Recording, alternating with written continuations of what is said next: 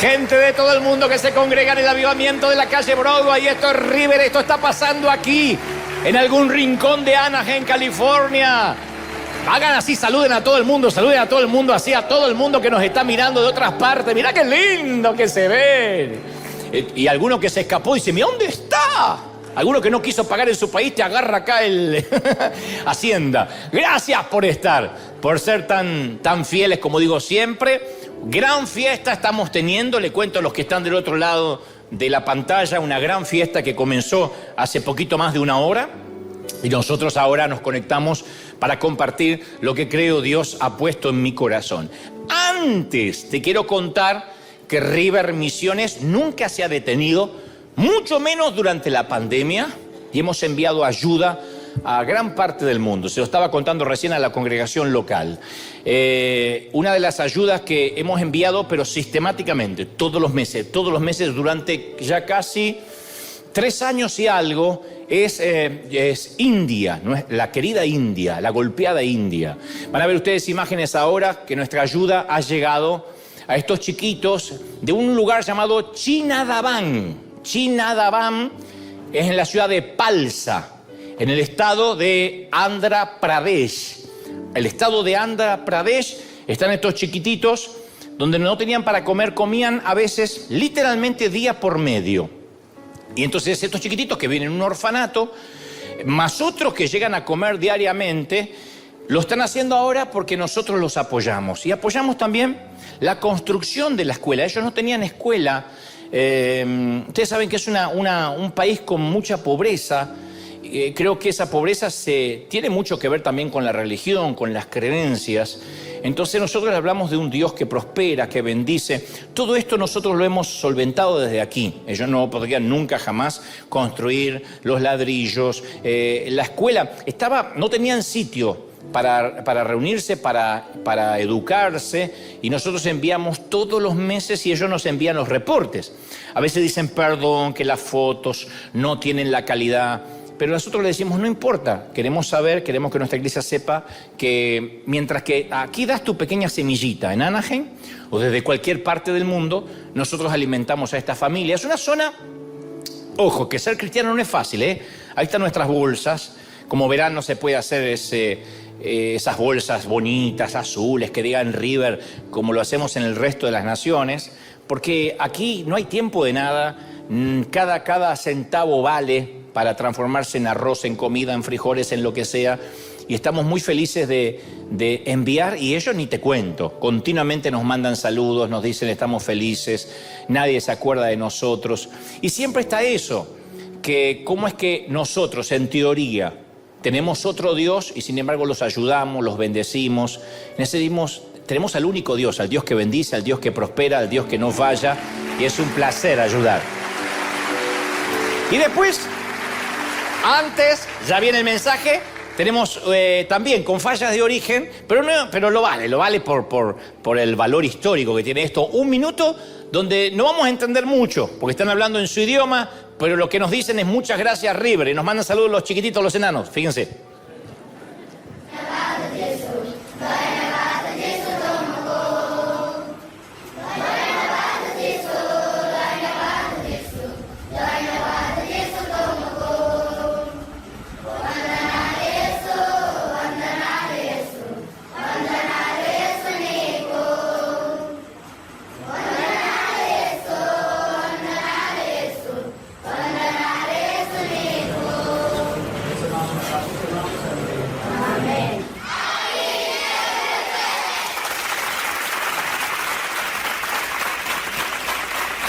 Ahí dijeron gracias River. Chiquito, y es maravilloso saber, ¿no? Como a mí lo que me apasiona, no sé si les pasa lo mismo, es que es gente que a lo mejor nunca uno va a conocer. Jamás nos vamos a encontrar con esos chiquititos cuando se hagan adultos. Capaz que nunca nos vamos a cruzar en esta tierra.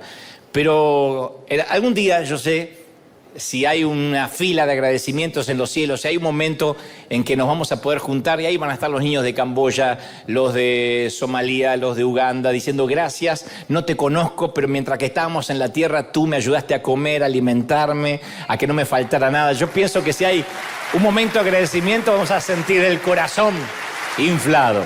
Y gracias a todos los que siembran para que esto sea posible. ¿Estamos listos? Diga conmigo, estoy listo. Muy bien. Siempre he mantenido la idea, la manera de pensar, que a medida que crecemos espiritualmente, vamos cambiando, vamos mutando, pero siempre seremos nosotros mismos, aunque lo que te estoy diciendo parezca un contrasentido. O sea, una semilla de higo puede crecer y convertirse en una higuera. O sea, cambia de forma, ya no es una semilla, ahora es una higuera.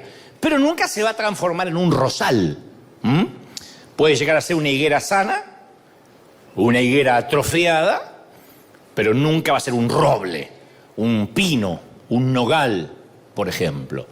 Entonces, es bueno recordar que nunca Dios va a querer que seamos otra persona. Dios no nos creó para que seamos otra persona de la que somos. Él diseñó nuestro temperamento, nuestros dones, nuestras pasiones, nuestros deseos, nuestros circuitos cerebrales, la manera en que pensamos es un diseño de Él.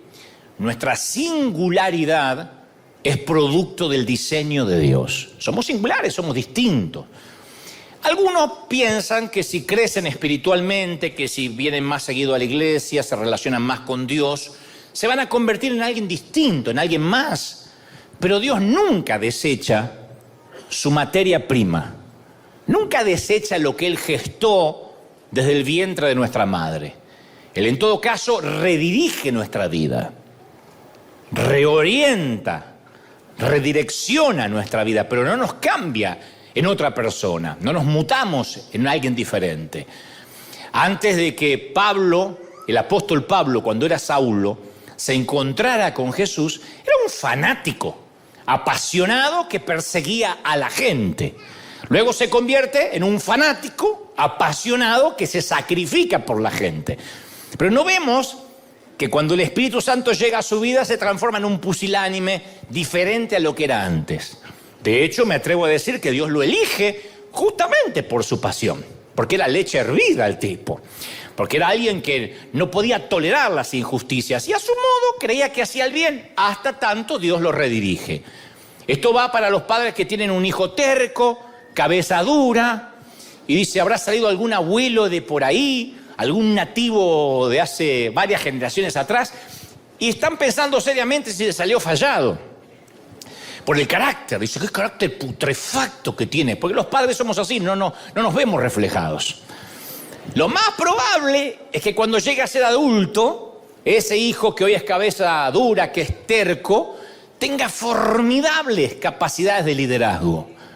Tengo un vigor indomable. Y la mamá, el papá va a decir, sí, sabré de chiquitito que me lo vengo aguantando a este. Los grandes líderes, a su modo, son líderes cuando pequeños, ¿no? Entonces Dios nunca diseña algo y luego lo desecha.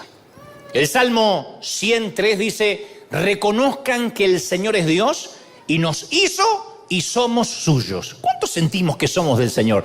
Alguien tiene que decirme amén. Reconozcamos que somos de Él. Entonces, cuando crecemos, nos convertimos cada vez más en la persona que Dios tenía en mente cuando nos creó, cuando nos gestaron. Nadie nace por accidente. El otro día yo contaba en un programa de televisión que mi mamá usaba una palabra para definir mi nacimiento. Le dije, mamá, ¿ustedes me quisieron tener? ¿Ustedes me buscaron? Y mi mamá me dijo, ¿cómo te vamos a buscar si nunca te perdiste? No, si me quisieron procrear. ¡Ah, no, hijo! Fuiste un descuido, me dijo mi mamá. Un descuido. Yo no me atreví a preguntar, la confianza no daba quién se descuidó. Pero después fui creciendo. Esto se lo voy a contar en familia, y también a los que están allá, que son familia. Cuando alguien se descuidaba y se le escapaba un gas o una flatulencia, mamá decía, ¿quién se descuidó? Y yo decía, entonces, por carácter transitivo, ¿qué soy? ¿Se entendió la metáfora, no? El que no entendió, no importa, después pregunta en casa. Entonces, ¿cambiaremos de forma? ¡Claro que sí! Pero no cambiamos de esencia. Fuimos gestados con un propósito, aunque nuestros padres hayan dicho es un descuido, es un embarazo de soltera. No, es un propósito divino. Y Dios desea, conforme a las Escrituras, que nos transformemos en una nueva creación. Sin embargo, nueva no significa completamente diferente. Dios quiere redimirnos, restaurarnos, no cambiarnos en otro. Por ejemplo, si siempre fuiste una dama minimalista, sencilla, austera para vestirte, jamás vas a transformarte en esa mujer fatal que se pone una minifalda roja, tacos plateados, se pinta los labios de negro y es el alma de la fiesta. No va a pasar. Es que Dios me cambió. ¡Aleluya! No va a pasar. Dios va a respetar tu estructura emocional. Si en cambio eres un tipo extrovertido, charlatán, que vives metiendo la pata porque hablas y después piensas, tampoco te vas a transformar en alguien retraído, adusto, reservado, tímido, porque ese no eres tú, por mucho que Dios te transforme, te toque. Eso nunca va a suceder. Dios nos diseñó para ser como somos. No es que nació un montón de gente fallada y la tiene que arreglar. Cuando nuestra vida termine, no nos va a preguntar por qué no fuimos Moisés, por qué no fuimos David, Esther, Beyoncé o Kim Kardashian. Dios nos preguntará por qué no fuimos nosotros. Cuando crecemos para convertirnos en el ser que somos, somos liberados de ser el que aparentamos ser. Cuando finalmente somos quienes Dios quería que fuéramos, dejamos de aparentar, quienes intentamos ser. Hace un tiempo, y creo que te lo conté, si no me equivoco, durante la pandemia, yo conocí a un predicador que apenas me vio, sintió la urgencia, la necesidad de hablarme sobre la cantidad de tiempo que él lleva al aire en televisión. Entonces dice, nadie, hasta mí. Y eso que soy argentino, me sorprendí del orgullo de otro. Fíjate vos cómo tiene que ser esto, ¿no? Es como que un mexicano digo, muy picante. Igual. Muy picoso. Un mexicano que se asuste del picoso porque literalmente te quema las entrañas.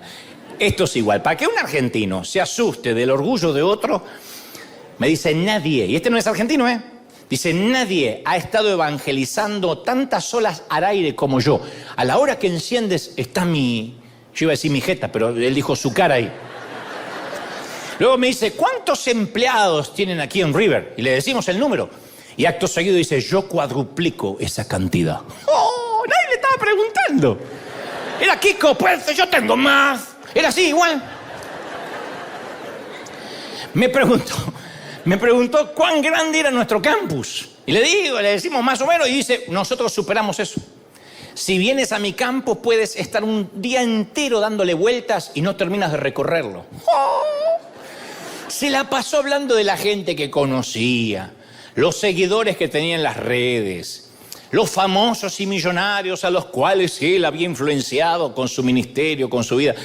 Y cuando se fue yo me sentía, por un lado agotado y también asustado.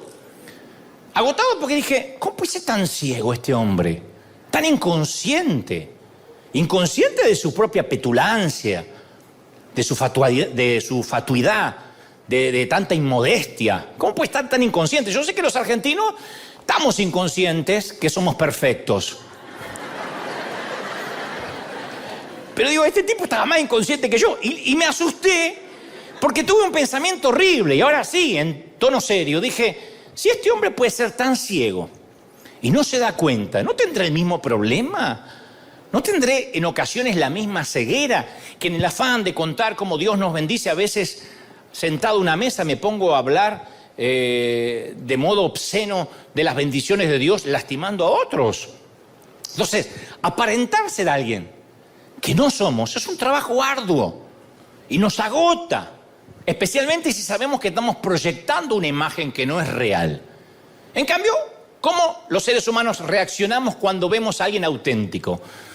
La transparencia atrae, la transparencia subyuga. Cuando vemos a alguien que se equivoca, y si es muy famoso y se equivoca y reconoce el error, lo humaniza. Por eso los asesores de los políticos dicen de tanto en tanto estornude.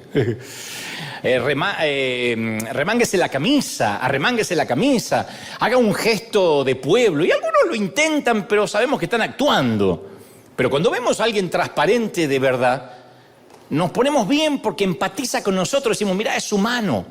Sentimos un alivio, ¿no? Sentimos un alivio de no tener que fingir ante alguien que no finge. No tenemos que ser más espirituales de lo que en realidad somos. En nuestro interior es como que reside una persona que no quiere fingir.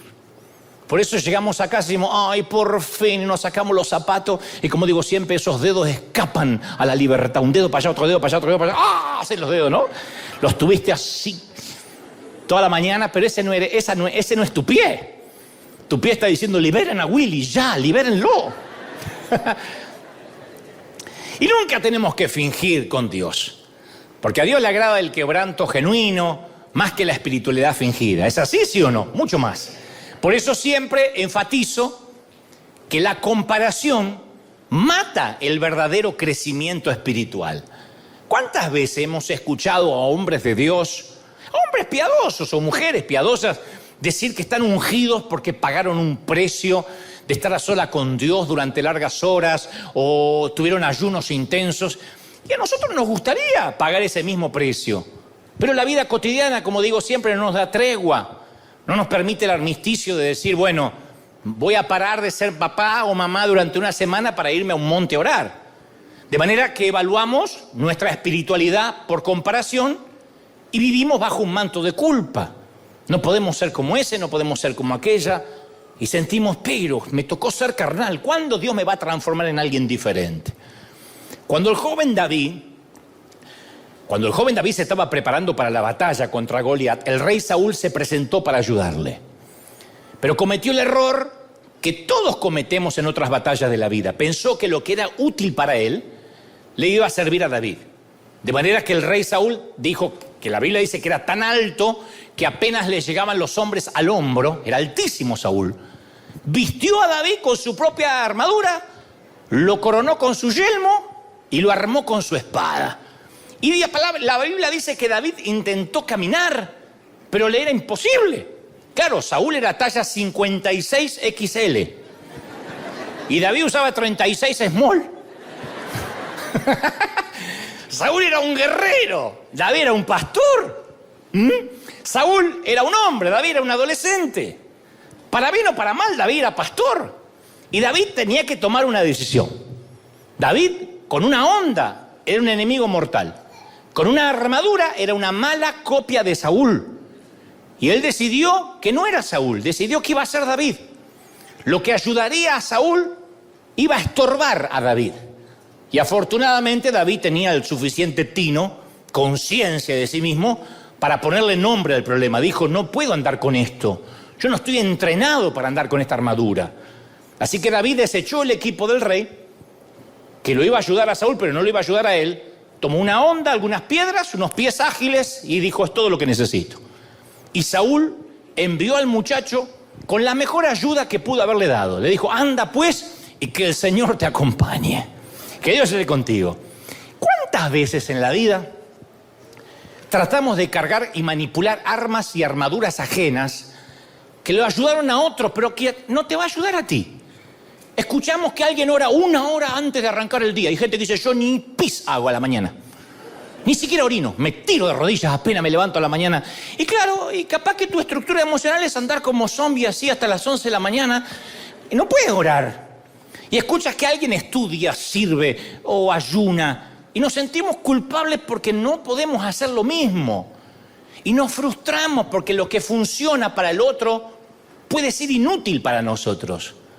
Y es que estamos tratando de caminar con la armadura de Saúl. El apóstol Pablo dijo, pónganse la armadura de Dios, no la de Saúl. Y la armadura de Dios incluye la verdad, la paz, la oración, la fe. Entonces no tengas duda que la armadura de Dios te va a quedar a medida.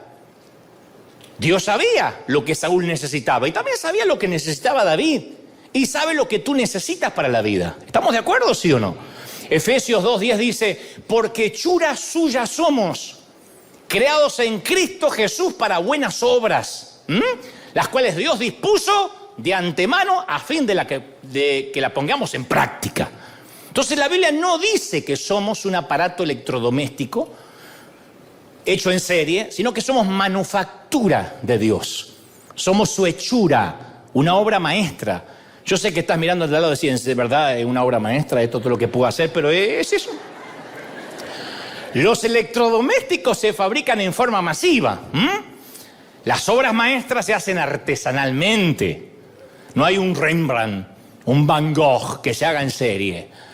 Por lo tanto, su plan para moldearte no va a ser el plan para moldear al otro. Y si tratas de seguir un plan genérico para tu crecimiento espiritual, eso solo te va a frustrar, porque somos diferentes. Pablo dijo, donde está el Espíritu del Señor, ¿qué hay? Libertad. Fuerte, ¿qué hay? Libertad.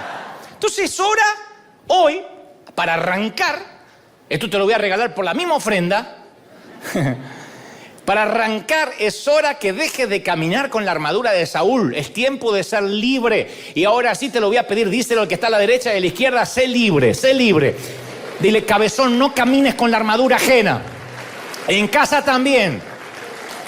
No camines con la armadura ajena, tú no eres ese. Las armaduras de Dios no son talla única. No hay talla única. La de talla única la de Saúl, pero las de Dios no. Lo que hace crecer a una orquídea secaría a un cactus. Lo que alimentaría a un ratón mataría de hambre a un elefante. Todos necesitan luz, agua, aire, pero en diferentes cantidades y proporciones. No todos tenemos el mismo tanque emocional, ¿sabían? ¿Sabían, sí o no? La clave no es tratar a todas las criaturas del mismo modo, sino encontrar las condiciones únicas para tratar a cada criatura. Y Dios lo sabe. Imagínate un doctor que le dice a cada paciente, independientemente de su patología, le dice, tome 2 aspirinas y llámeme a la mañana. Señor, 2 aspirinas y llámeme a la mañana. Estoy embarazada, 2 aspirinas y llámeme a la mañana. Si tengo un dolor de cabeza, fenómeno. Pero si se me reventó el apéndice, para la mañana estoy muerto.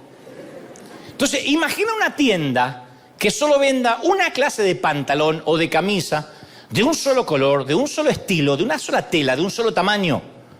No funcionan las tiendas talla universal porque Dios nos hizo de diferentes tamaños a todos y encima nos va cambiando el tamaño. No tienen que decir amén, pero yo sé que Dios te tocó. Imagina un padre que piensa, no importa cuántos hijos tenga, yo los voy a tratar a todos del mismo modo, porque yo los crío todo igual. ¡No! Sí, yo voy a motivar a todos con las mismas recompensas, impactarlos con los mismos castigos, atraerlos con las mismas actividades. No va a resultar, porque lo que es castigo para uno es celebración para el otro. Lo que es una motivación y una recompensa para uno es castigo para el otro. Entonces, cuando uno es padre, lo primero que aprende es estar consciente de que cada ser humano, cada hijo es diferente. ¿Es así, papis y mamis, sí o no? Sí. Los mismos padres. O por lo menos eso le hiciste creer a tu marido. Los mismos padres. Los mismos genes. La misma familia. El mismo hogar. Y tienen todos una constitución diferente. Y si un padre trata de obligarlos a que se relacionen con él de la misma manera, es un desastre. Los hijos no se relacionan con los padres de la misma manera. Porque nuestra singularidad individual significa que todos vamos a aprender a relacionarnos con Dios de diferente manera. Los grandes líderes saben que sus discípulos, que sus educandos, algunos requieren mano dura para sacar lo mejor de él. Y otros necesitan guantes de seda. Hay que hablarle porque si no se desanima, se ofende. Yo tengo a alguien en el equipo, que no te voy a decir quién, que dice, cada vez que vos me hablás, yo necesito 2 horas para estar solo y pensar.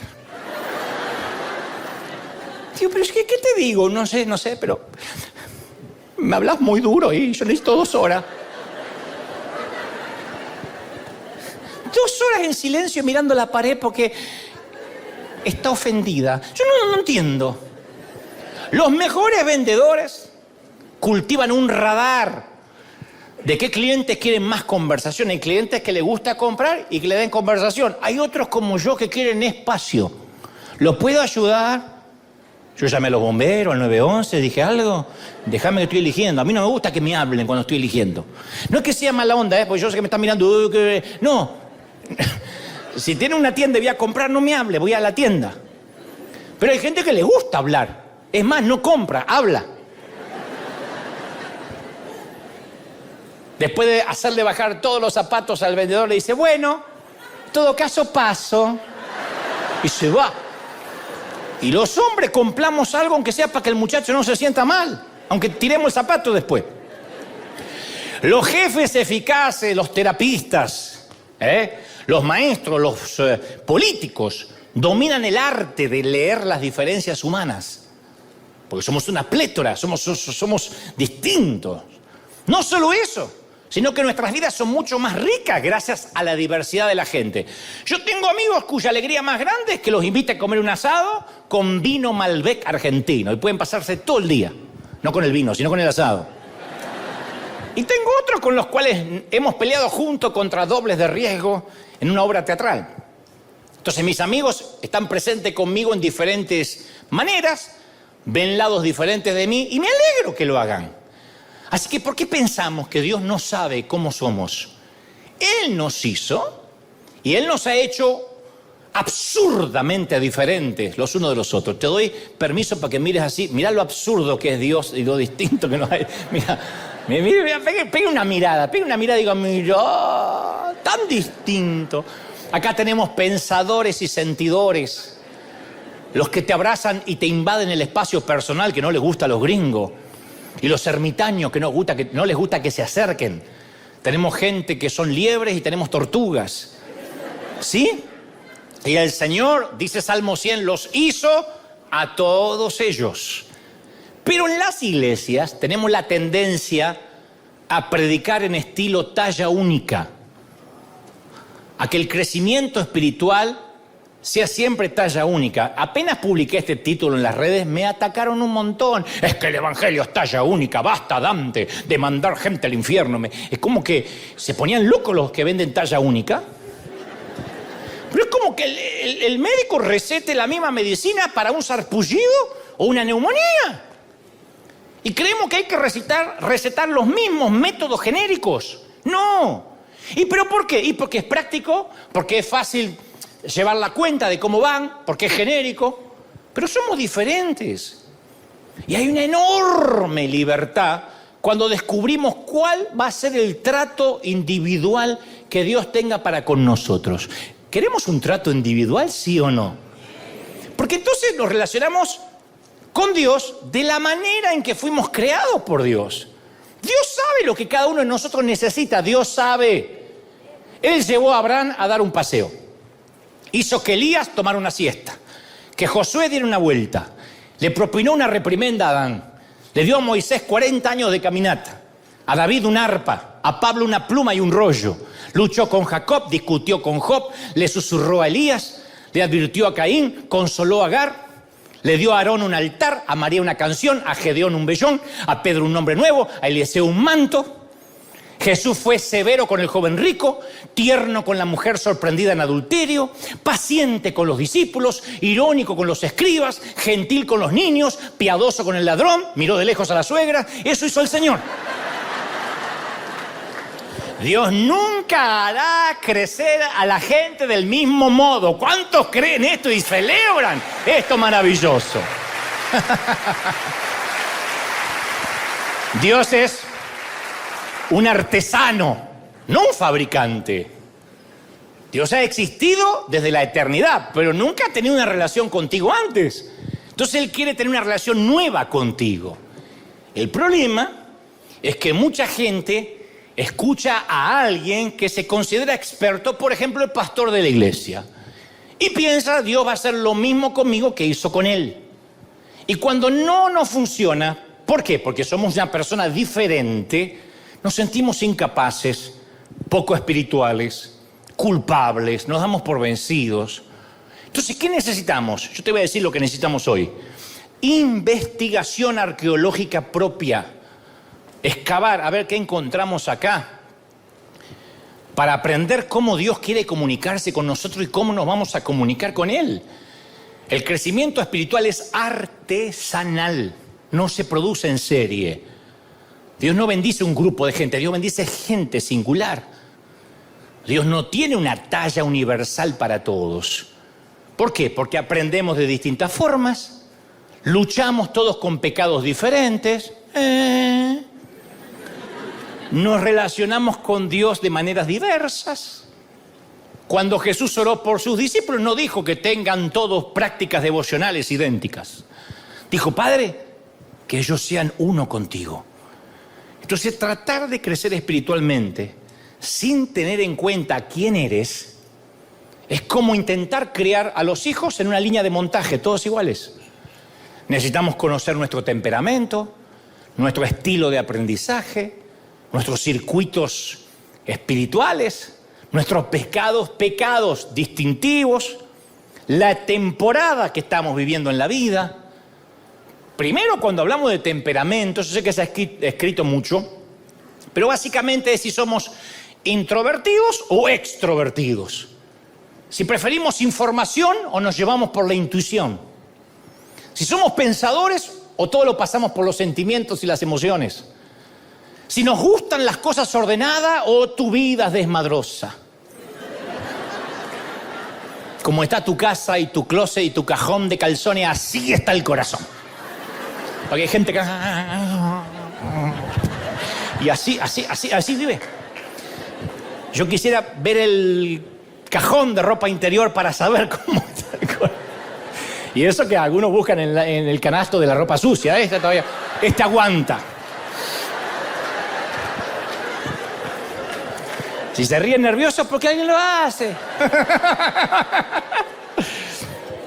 Entonces, todo ser humano tiene un temperamento. Lo que significa que ciertas prácticas nos van a resultar más naturales, más orgánicas que otras. Los diferentes temperamentos no son mejores o peores. Ahí me tocó un lindo temperamento y a ella le tocó uno feo. No son mejores ni peores, porque Dios los hizo. Algunas personas tienen temperamentos que ansían el orden, la rutina, concluir tareas. No pueden empezar una tarea si no concluyeron la anterior. Si eres así, separar tiempos de oración y hacer una lista sobre qué y por quiénes estás orando te fascina. Una vez conocí a una mujer que tenía listas de oraciones y al lado con bolígrafo rojo o verde las respuestas a esas oraciones después de 20 años. El mismo papel amarillento, mirá, esto lo oré a tantos años y Dios ya lo respondió. Pero si tienes un temperamento espontáneo, improvisado, tu vida de oración nunca va a ser así. Tu abuela vas a hacer listas. Y no es porque amas menos a Dios, sino que no te lleva bien con las listas. Te cuesta ser lineal. Te cuesta ser organizado. Todos los 31 de diciembre te propones cosas que para el 14 de enero ya la dejaste de cumplir. Hay gente, por ejemplo, que no puede orar si no lo hace de rodillas. Yo tengo que arrodillarme o acostarme en el piso. Y hay otros que si no caminan mientras oran, se duermen. Señor Jesús, acá estoy.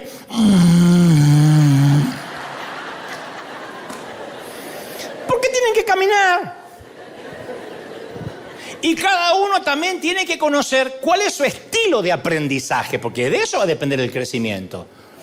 Gracias a Dios el crecimiento espiritual no se aprende solo en los seminarios, en las escuelas, porque Dios nos creó para que aprendiéramos de distintos modos.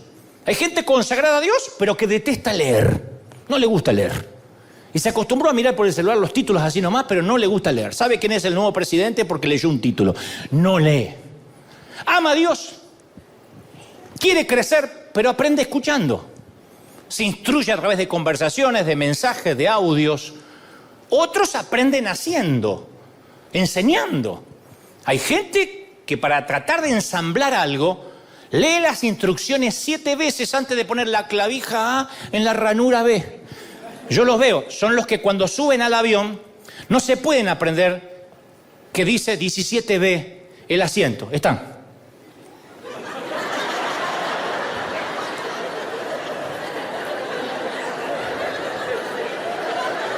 No puede retener 3 letras, no puede.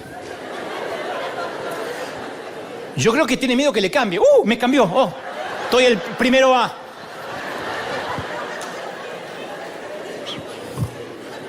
Nadie lee y se lo pone en el bolsillo, van todos. No pueden aprender 17A, no pueden. Son la gente que tiene que leer mucho antes de hacer. Son los que leen el reverso del shampoo antes de colocárselo en el cabello. Nunca va a decir, ojo, se quedará pelado. Nunca. Y shampoo. Y hay gente que le detesta leer instrucciones. Intenta construir una planta nuclear o fabricar plutonio y no se molesta en leer cómo se fabrica. Miró un tutorial de YouTube, el condenado. ¿Por qué? Porque hay gente que aprende a través de la prueba y el error, lo cual es grandioso, siempre y cuando no se ocupe de mi paracaídas, ¿no? Y para algunos, 1 hora haciendo algo vale más que 10 horas escuchando o aprendiendo. Somos así. Porque están los visuales, que aprenden mejor mirando, los auditivos, que aprenden mejor escuchando, los táctiles, que aprenden mejor haciendo, los orales, que aprenden mejor enseñando, transfiriendo la información, los sociales, que si no le pones un grupo no aprenden, aprenden en grupos. Todos tenemos un amor natural para el aprendizaje, así nos hizo Dios.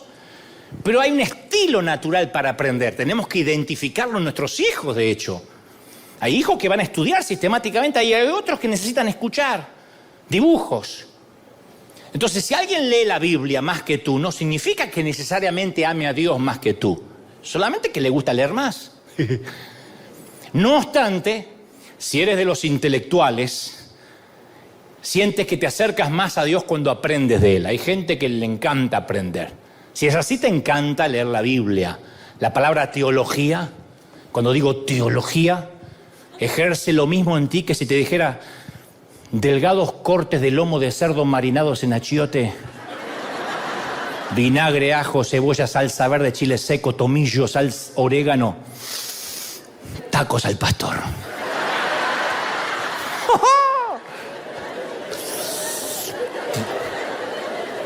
Si eres intelectual, cuentas el tiempo de la música porque quieres que llegue la parte del mensaje, ¿no?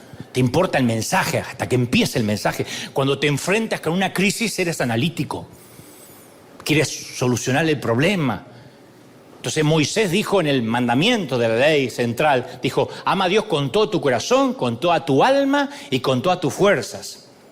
Corazón, alma y fuerzas. Y cuando Jesús cita a Moisés, le agrega algo, dice, con tu corazón, con tu ser, con tu fuerza y tu mente. Así que si eres de los intelectuales, estás agradecido que Jesús agregó la mente. Una persona así me imagino que pudo haber sido Pablo, ¿no? Si tú eres como el apóstol Pablo, el camino al corazón pasa por la mente. Lo tienes que entender. Yo acá he tenido gente, no necesariamente que van a la universidad, pero algunos egresados, artistas, ingenieros que dicen, a ver, sorprendeme primero por acá. No es que racataca, recibe. No. Yo quiero entender. Es gente que oye a Dios mejor cuando aprende. Necesita sólida enseñanza, te gusta. Cuando tu mente está creciendo, te sientes vivo. Y si dejas de aprender, sientes que te estás estancando.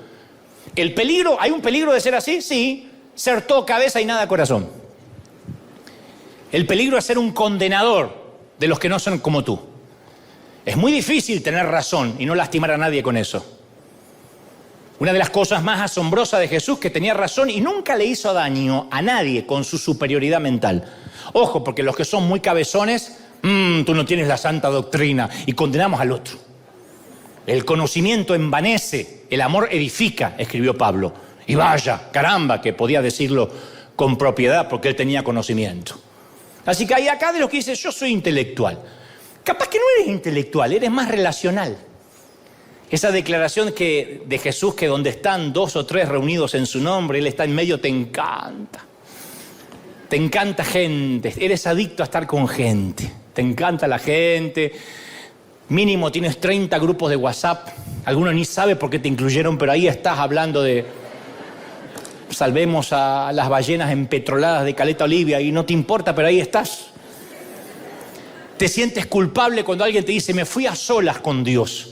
Porque no puedes estar a solas, necesitas gente que te haga porras, gente. Quizá Pedro era así, porque Pedro vino a Jesús con otros. Fue parte del círculo con Jacobo y con Juan. Después de la crucifixión se reunió con otros para ir a pescar. Los momentos definidores de Pedro siempre estaba rodeado con gente. Y si tienes esa personalidad, tiendes a oír a Dios más en una conversación que en un libro.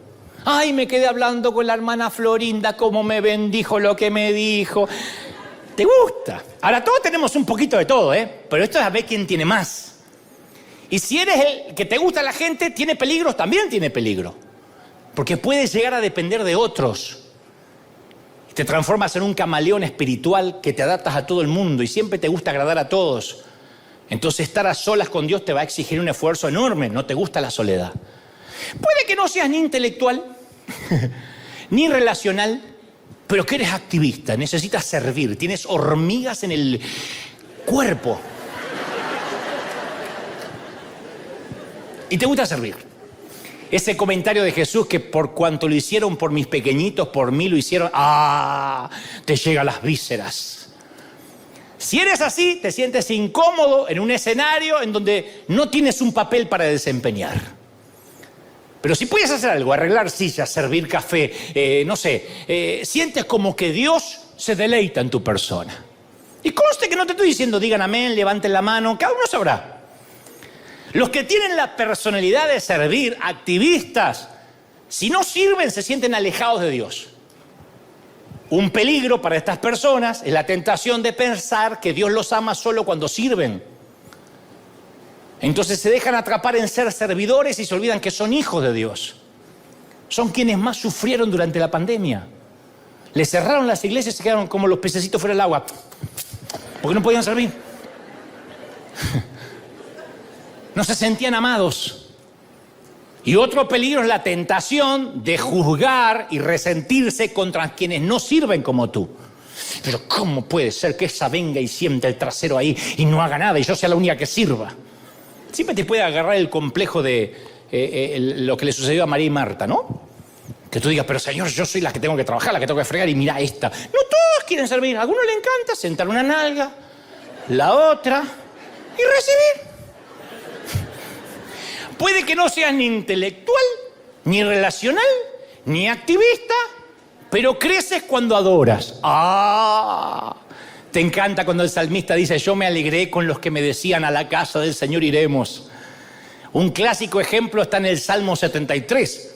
El salmista se está quejando de las injusticias de la vida y luego dice, cuando traté de comprender todo lo malo que me pasó y me resultó una carga insoportable, se me pasó cuando entré al santuario de Dios. Adoró y le cambió. Hay gente que adora y te cambia la perspectiva de todo. Díganme que viene un adorador, uno al menos. ¿Hay algo? Son esos que quieres que la canción dure más horas. Ay, que dure más. Los intelectuales miran al reloj y dicen, ¿cuándo viene el mensaje? ¿Cuándo?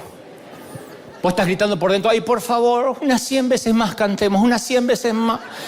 Ay, que la Dru no se calle, que la Dru no se calle.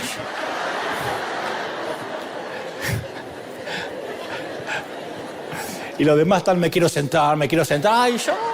Y vos estás volando allá enganchado en el ala de un ángel, no te baja nadie.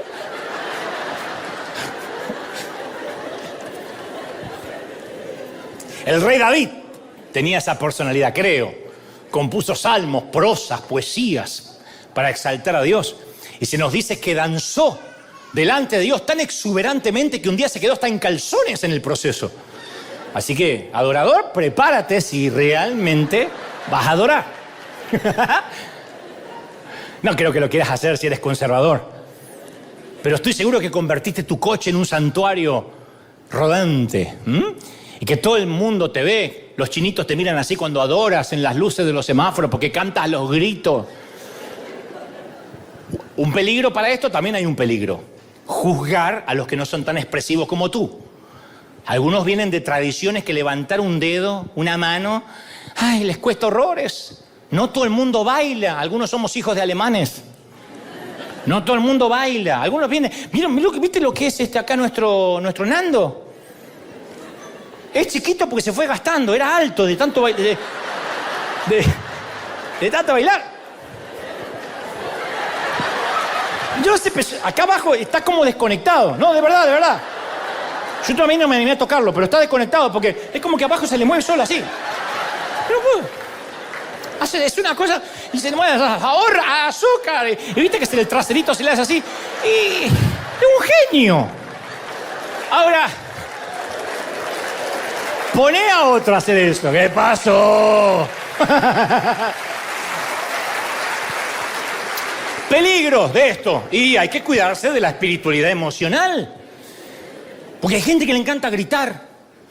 Hay gente que le encanta el grito en la iglesia porque da por sentado que eso es power, eso es unción, fuego, candela.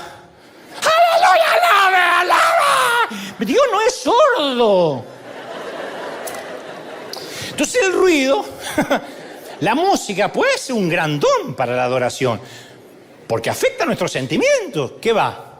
Entonces uno puede llegar a ser demasiado dependiente de la música, del ruido y tener respuestas emocionales. Entonces, mi sugerencia, también hace falta pasar adorando un tiempo a Dios sin música. No digo que esté mal, digo que a veces todo es emocional. La música habla de nuestras emociones, ¿cómo que no? Somos tripartito, cuerpo, alma y espíritu. Pero a veces estaría lindo no necesitar música y decir, voy a adorar a Dios a ver si puedo hacerlo sin música. No por las emociones, por el ruido, sino porque me conecto con Él. Puedes que no seas ni intelectual, ni relacional, ni activista, ni un gran adorador, pero te gusta meditar. ¿Hay algunos de esos acá? Pues pensé que no iba a hablar de mí.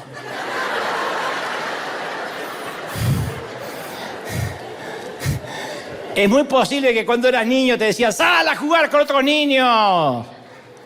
La reflexión toca con facilidad tu interior. ¿Te sientes? Viste que hay gente que es observador de la vida.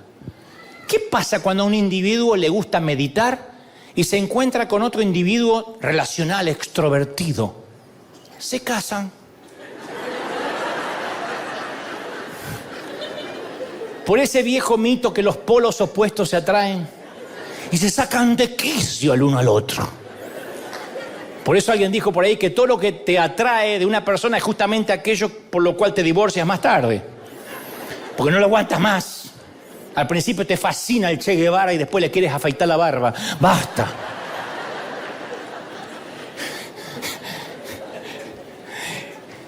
Ay, me encanta que sos gordito. Hay todo para agarrar con una cita pensada. Después de 10 años, gordo, ¿cuándo vas a bajar? El meditativo dice, pero no tiene ni un poquito de profundidad. Lo único que hace es hablar por teléfono. Y el que es relacional dice, pero no le importa a las personas. Lo único que hace es mirarse el ombligo. Porque hay una diferencia enorme entre el activista y el meditativo. Cuando un activista, cuando alguien que hace, que le encanta hacer, dice, te llamo. ¿Qué pasa? Cuando dice, yo te llamo, tranquilo. Significa una cosa. Te voy a llamar apenas llegue a casa. Y si no me contestas rápido, dejaré 153 mensajes de audio, 89 videitos, y si me clavas el visto, apareceré en tu casa, mataré a tu maldita mascota y la herviré en una olla en tu propia cocina.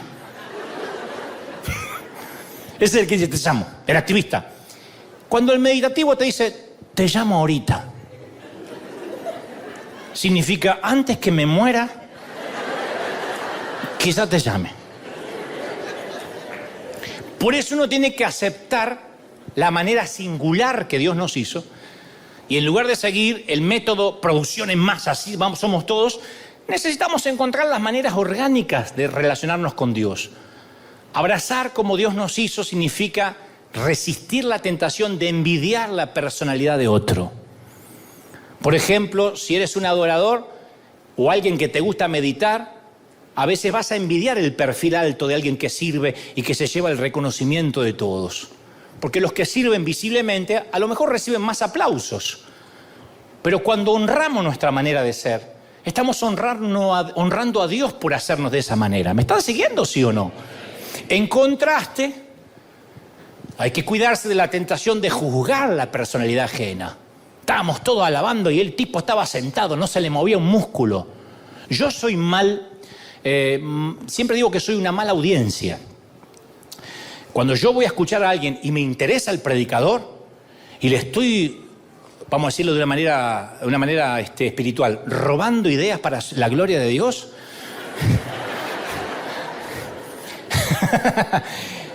Si me interesa, esta es mi cara.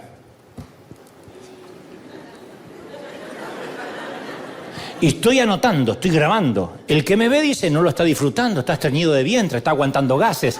No. ¿Está aguantando? Se rió fuerte. Ese es el gran flagelo del mundo evangélico. Cuando no tienen visto gente como yo, por ejemplo, dice, arrepiéntete, Dante, vuelve a la senda antigua. El evangelio no es para chiste. Porque ellos no quieren que vuelva a la senda antigua, quieren que camine por la senda que caminan ellos, que es la que conocen, la que consideran válida. De ahí surgen las divisiones, las denominaciones. ¿Cómo puede ser que en River no tengan altar? ¿Cómo no tienen un púlpito sagrado? ¿Cómo dejan subir mundanos al altar? El otro día subió el Puma, que no ama a las hijas. A mí escriben. Pues son todo Charles Ingalls, ¿eh? No entiendo su personalidad. Hay gente que dice, no entiendo. Y oran así, Señor Jesús, como no lo entiendo a este tipo, ¿por qué no me haces un favorcito así? Mándalo al infierno, así yo no sufro. Hazlo por mí. Pero por supuesto, el don más grande que podemos pedir en oración es gracia y amor. Y cuando se trata de amor y gracia, la gente de River ganamos por muchísimas cabezas, ¿no? Amor y gracia. ¿Cuánto decimos gracias por el amor que Dios nos dio? ¡Aleluya! Ninguna personalidad es superior a otra. Y necesitamos prestar atención a las maneras que no son orgánicas a nosotras, a nosotros. Porque hay maneras que no son orgánicas. Pero nadie puede decir, yo no voy a leer nunca. Ya está, no soy intelectual. No, necesitamos aprender. Nadie puede renunciar por completo a la adoración. Necesitamos aprender hasta a meditar un poco si no es lo que sabemos hacer. ¿Me están siguiendo, sí o no? Otra cosa que debemos preguntar para finalizar es, ¿cuál es mi pecado distintivo? Porque si eres un ser único, tienes pecados singulares.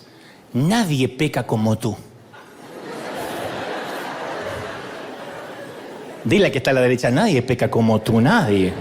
Nadie peca como tú. Eres único para pecar. Si vas a pecar, que sea un pecado a estrenar. Los pecados más problemáticos para ti están conectados a tus mayores intereses. Por ejemplo, aquellos que son efectivos para liderar son tentados a usar, a pisotear al resto. La gente que tiene el don para pacificar es tentada a evadirse de los problemas, a tragarse todo hasta que un día explota. Entonces, conocer tus patrones de pecado te ayuda a eliminar las barreras que te impiden crecer. El objetivo de crecer es la libertad. Ser libres en lo que Dios te hizo, de la manera que Dios te hizo. Se dice que Luciano Pavarotti y Plácido Domingo, dos de los mejores tenores que ha dado el cosmos y el universo, siempre tuvieron diferencias abismales. Pavarotti fue el tenor clásico por excelencia y siempre cantaba sin esfuerzo. Y era muy indisciplinado, muy indisciplinado. Plácido es el torrente de voz por definición, pero a diferencia de Pavarotti, tenía mucha práctica, mucha disciplina. Tiene mucha práctica, mucha disciplina. Entonces, lo mismo es con respecto al crecimiento espiritual. Tenemos que ser libres para encontrar cómo nos conectamos con Dios, pero la libertad no es libertinaje. No soy libre, me voy a convertir en tenor, pero voy a estar mirando tele, comiendo papas fritas, sentado en el sillón. No puedo crecer en el espíritu si, como dijo Pablo, uso mi libertad para dar rienda suelta a la naturaleza pecaminosa. Ninguno se vaya de acá diciendo, menos mal, ¿qué carga me libró Dante? No oro más. No es así. Cuando estoy consciente de mis pecados distintivos, soy menos vulnerable a esos pecados. Conocer dónde están las minas terrestres me ayudan a tener un viaje seguro. Y finalmente, ¿cuál es la temporada que estoy viviendo? Porque cuando crecemos depende en qué temporada estamos. A veces necesitamos ayuda. Las plantas de tomate, los árboles jóvenes, los viñedos necesitan enramadas, estacas cuando están creciendo. A veces necesitas la ayuda de un pastor, de la iglesia, la estructura de los primeros tiempos. Pero después te puede impedir crecer eso si no te sueltan. Y en la vida espiritual está bien que te pongan una estructura cuando tu fe es tierna, porque tienes mucho que aprender. No obstante, a medida que pasan los años, lo que te ayudó al principio ya no te es útil. Ya no puedes vivir a leche. Tienes que tener vianda. Capaz que asististe, esto que voy a decir se me va a generar un problema, yo sé. Lo voy a decir al aire igual, y lo voy a decir a la iglesia aunque genere problemas, pero lo voy a decir porque si no exploto, diría mi tía. Os los digo por acá, decía mi tía, o me revientan las varices, tengo que elegir. Quizás asististe o estás asistiendo a la iglesia por obligación y vienes semana tras semana por el mero hábito o porque alguien espera que lo hagas, pero eso aumenta la distancia entre tú y Dios. Por lo tanto, te doy una idea. Deja de venir a la iglesia. Esperas hasta que quieras venir de nuevo. Pregúntate por qué estás viniendo. Y yo estoy seguro que si te preguntas por qué quieres venir, Dios te va a dar el deseo de vuelta. Pero algunas personas creen que porque la Biblia dice no hay que dejar de congregarse, tienen que venir obligados. Y el objetivo de Dios no es un registro de asistencia perfecta, sino que lo amen, que quieran congregarse por amor y que amen a la gente. Si no, no vengas.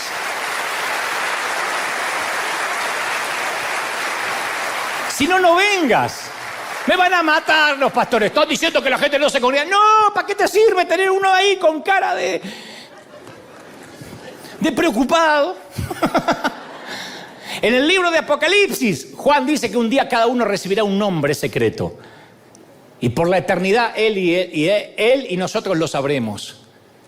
Si todos tuviéramos la misma experiencia de la misma manera y adoráramos todos idénticos, sería una sinfonía. No sería una sinfonía, sería una orquesta en la cual todos los instrumentos tocan lo mismo. Sería aburrido. Así que gloria a Dios porque somos tan distintos. Yo pienso que mi abuela fue quien mejor lo resumió. Mi abuela lo dijo perfecto. Mi abuela, cuando le preguntabas de sus 8 hijos, ¿a cuál quería más? Ellos decían, no funciona así. Cuando cada hijo nace, es como que en mi corazón hay una pequeña habitación nueva, un pequeño cuarto, y nadie ocupa ese cuarto. Ese cuarto no tiene que ser más grande ni mejor que cualquier otro cuarto que ya existe. Es otro. Solo que cada cuarto le pertenece a cada uno de mis 8 hijos, decía la OMA. Y la palabra dice que en el hogar de mi padre, dijo Jesús, hay muchas viviendas. Entonces hay una que fue añadida cuando tú llegaste a ser su hijo. Es tuya. Nadie puede ocuparla. Es un secreto entre él y tú. Es tu propia capilla sixtina privada.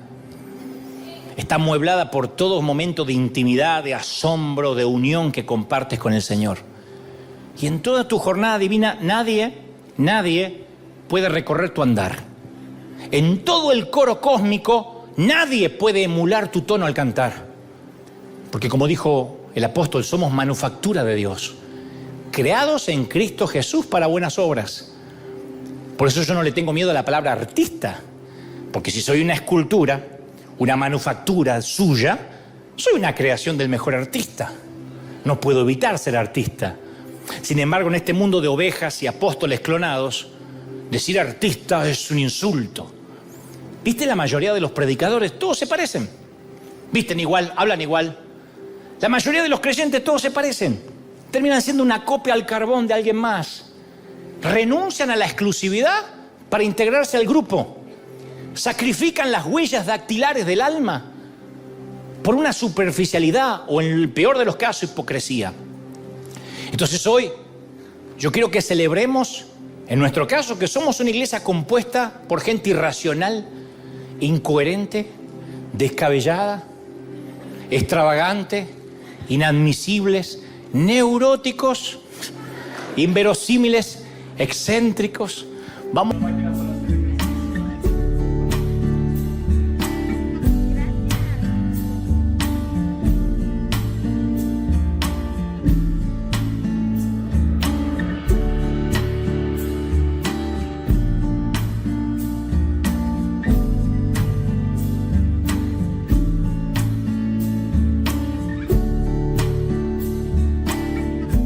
gracias porque me trajeron comida que hacía falta. De verdad nunca tenía así una casa, cosas nuevas. De verdad, muchas gracias.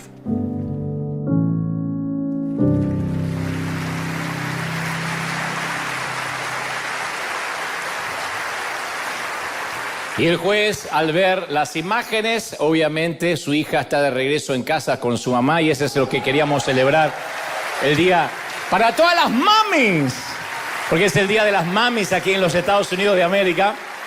Y esta es una historia que nos pareció que bien valía la pena contarla toda, donde se puede bendecir, donde se le puede cambiar la vida a alguien. Siempre decimos, los muebles no le cambian la vida a nadie, ¿no? Bueno, para una mami que está separada de su hija porque no tiene lo esencial, ni siquiera un colchón digno y no tiene alimentos, sí, significa, por lo menos en este país, en la Unión Americana, no poder estar con sus hijos o no tener la capacidad para sostenerlos. Y entonces nosotros podemos llegar y ayudarles. Y nos enteramos de estos casos a través de la ciudad. Porque la ciudad, el gobierno, te dice, tenemos esta situación, si pueden hacer algo, allá ustedes. Y llegamos, y lo más sorprendente es que lo que menos se espera es que les llevemos bendición sin pedir nada a cambio. Pero por cuanto lo hicimos por uno de estos pequeñitos, lo hicimos por el Señor. Esto es iglesia, esta es tu semilla. ¿Cómo no vamos a estar felices? Muy bien, ¿están listos? Diga conmigo, estoy listo. Muy bien. Hay una historia en las Escrituras que si me vienes escuchando hace tiempo sabes que es una de mis favoritas, me fascinó. La he mencionado en varios mensajes, es un episodio, la he mencionado infinidad de veces porque me fascina lo que ocurrió. Y se trata de la vez que el apóstol Pablo fue a Atenas, en Grecia. Atenas era el centro intelectual del mundo antiguo, era la ciudad de Aristóteles, Platón, Pitágoras, Epícteto, Sócrates, los pensadores de la época. Y a escasos metros al oeste de la Acrópolis se situaba una pequeña colina llamada Areópago, que nada tiene que ver con un aeropuerto, o colina de Ares, Areópago. Y el Areópago era un tribunal supremo de Grecia, de la antigua Grecia, y esos magistrados que estaban en ese sitio dependían directamente del monarca, del rey. Era donde se reunía la sede del consejo, que regía la justicia. El Areópago estaba lleno de cientos de ídolos, como te conté en más de una ocasión. Los filósofos del momento se reunían en ese sitio, tenían muchos dioses, eran politeístas, pero de alguna manera sabían en su corazón que había un Dios que posiblemente ellos no conocían. Y eso es lo que aprovecha el apóstol Pablo. Y Hechos 17:22 relata y dice, entonces Pablo se pone en pie en medio del Areópago y dice, varones atenienses. Yo supongo que lo hace con la mayor voz a pulmón que puede, ¿no? Dice, he observado su sitio y sois muy religiosos. De alguna forma le dice, lo felicito. He estado mirando vuestros santuarios y he visto que también tienen un altar que tiene la siguiente inscripción: al Dios no conocido, al que vosotros adoráis sin conocerle, a ese yo les vengo a anunciar. Pero a mí me impacta la frase hoy, al que adoráis sin conocerle. No dijo, puesto que no lo conocen, no lo adoran seguramente. No, ustedes lo adoran, pero no lo conocen. Y me temo que el principal síndrome que tenemos, o que tiene la iglesia cristiana, es ese justamente de adorar a alguien que no conocen. Creer y adorar, mis queridos, no es lo mismo que conocer. Creer y adorar no es lo mismo que conocer. Santiago 2:19 dice, ¿tú crees que Dios es uno? Bien haces. También los demonios creen y tiemblan. O sea que si los demonios creen, nosotros también creemos, eso nos hace diferente a ningún demonio. Por eso quería preguntar, ¿cuántos creen? Muy bien, los demonios también. Ahora, conocer es otra cosa. Algunos conocen a Dios de a oídas, son cristianos nominales, que afortunadamente hoy no están acá ni del otro lado mirando este live. Pero son los que escuchan sermones, se saben algún versículo de memoria, conocen a Dios lo suficiente como para recibir los beneficios, quieren ir al cielo, están del lado bueno, desean los beneficios de Dios, pero sin querer cambiar de vida. Cristianos nominales, o sea, de nombre. Creen en Dios al igual que los demonios, insisto. Otros dicen, no, yo no soy nominal, yo voy más allá. Yo tuve un encuentro con Dios. Y son los que viven de los recuerdos. Los que te dicen, una vez tuve un encuentro personal con Dios, me acuerdo como si fuera hoy, ayer nomás, 1982. Yo suelo contar que hace unos años, y esto lo saben los de la congregación, me topé con un viejo amigo de la infancia, con quien habíamos compartido la escuela primaria, éramos inseparables, pero no lo conozco ahora. Lo encontré y dudo que este hombre sea aquel niño. Y él me dice lo mismo, dudo que este hombre sea aquel niño, porque somos diferentes, porque la vida nos cambió.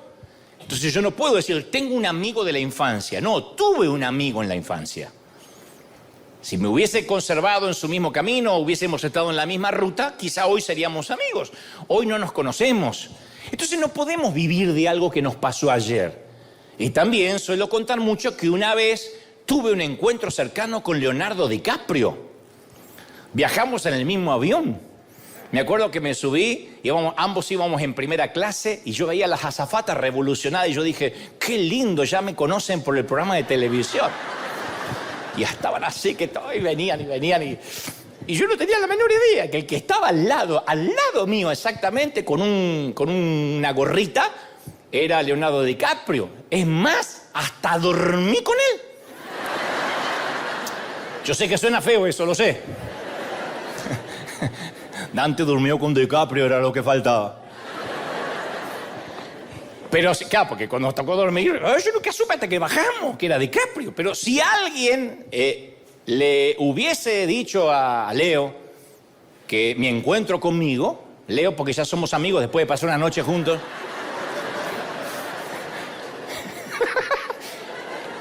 ¡Jack! Si alguien le dice, ¿te acuerdas del encuentro con Dante? No lo recuerda porque no tiene la menor idea que tuvo conmigo. Entonces yo pude haber tenido un encuentro con él, él no tuvo un encuentro conmigo. Entonces las historias con Dios se construyen de a dos, juntos. Construimos una historia con Dios. Juan 2:3 dice, ¿cómo sabemos si hemos llegado a conocer a Dios? Bueno, si obedecemos sus mandamientos. El que afirma, dice Juan, lo conozco, pero no obedece sus mandamientos, es un mentiroso. Es un timador. Y no dice la verdad. Juan no da vuelta, no usa eufemismo para decir, no digas que lo conoces y haces con tu vida lo que quieres. Entonces es muy notorio la cantidad de gente que asiste durante años a una iglesia y no conoce a quien adora. Son como los atenienses. El Dios no conocido al que adoras. Yo me doy cuenta de esto por la manera que algunos opinan o escriben en las redes cuando ven la bendición en otra persona, aun cuando esa otra persona es cristiano. Como nunca han conocido a Dios, obviamente tampoco conocen su favor, cuando ven las bendiciones en otros, inmediatamente se lo asignan a Satanás. A mí me sorprende mucho. Lucas 11:15 dice que algunos de los religiosos le dijeron a Jesús, este echa a los demonios por Belcebú. De modo que Jesús dice, ¿cómo un reino va a estar dividido? ¿Cómo un demonio va a echar a otro demonio? ¿Qué suegra va a echar a otra suegra? Nunca. Entre ellas se apañan. Bueno, no dijo lo de la suegra, pero para que se entienda la hipérbole. Entonces, no, tienen que hacerlo por Belcebú, porque no conocían el poder de Dios. Como no conocían el poder de Dios, creían que se trataba de Satanás. Por eso durante muchos años, cuando los creyentes veían las bendiciones en alguien, decían, seguro que hizo pacto con el diablo. Porque creen que el diablo puede bendecirlos más que Dios. A mí me suelen aconsejar, el diablo te está dando fama, cuídate de no caer. El enemigo te está dando dinero, cuídate. Veo que el enemigo te está rodeando de lujos. O sea, ni se les cruza por la cabeza que yo podría estar recibiendo la cosecha divina de una siembra de tantos años. Ni se les cruza, este hombre está siendo bendecido por Dios. No, si tiene algo se lo dio el demonio. Como él no tiene nada, si a ti lo dio a ti, te lo dio Satanás. Entonces, cuando los religiosos ven el favor de Dios en tu vida, empiezan a llenarte de amenazas, de advertencias para que te cuides del diablo. Y es porque le tienen más fe al enemigo que a Dios. Es porque conocen más al diablo que a Dios. Han leído más libros acerca de Satanás que acerca del Dios que dicen adorar y conocer. Hay una vieja historia de un pastor que le pidió a su congregación hacer una cadena de oración para que se cerrara el bar de la esquina que se llenaba de borrachitos.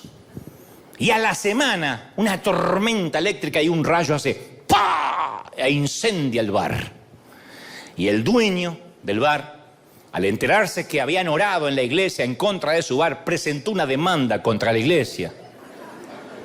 La historia es verídica, aunque no lo creas. Y el dueño argumentó que la iglesia había orado para que caiga ese rayo. Y el pastor ante el juez dijo, no, nosotros solo oramos, nunca pensamos que iba a pasar algo así. Y el juez dijo, no puedo creer lo que escucho. Delante de mí tengo un dueño de bar ateo que cree en el poder de la oración. Y a un pastor que dice que su oración no hace nada.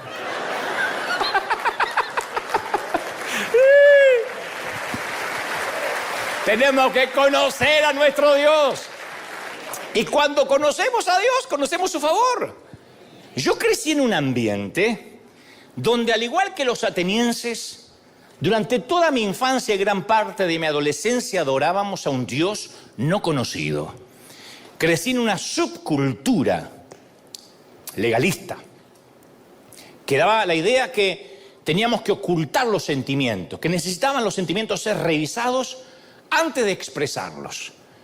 ¿Y cuál fue el resultado de todo eso? Que comencé a carecer de autenticidad. Me costó mucho a mí recuperar la autenticidad. Yo me crié con frases como, deje de reírse, usted está en la iglesia. Esto no es para venir a contar chistes, ni menos para reírse. Nadie se reía en mi iglesia, jamás. A mi pastor nunca le vi una risa. Cuando yo era chiquitito, se habrá reído cuando fue al cielo. Acá no se rió nunca. ¡Qué falta de respeto en un lugar santo!